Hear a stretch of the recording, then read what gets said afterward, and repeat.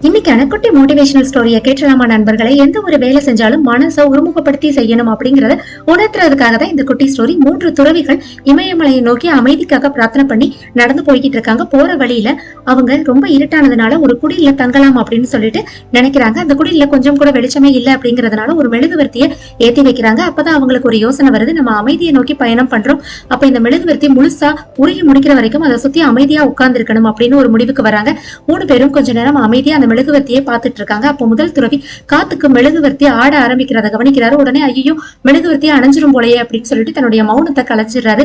2வது துறவி நீ பேசிட்ட அப்படின்னு சொல்லி அவர் மேல உள்ள குற்றத்தை பாக்குறதுக்காக வேண்டி அவருடைய அமைதியையும் கலைச்சிடுறாரு. 3வது துறவி பாத்தீங்களா, நீங்க 2 பேரும் தோத்துட்டீங்க, நான் தான் ஜெயிச்சேன்னு சொல்லிட்டு அவரும் அமைதியை கலைஞ்சிடுறாரு. 3 பேரோட லட்சியம் அப்படிங்கறது அமைதியை நோக்கி பயணப்படுறது.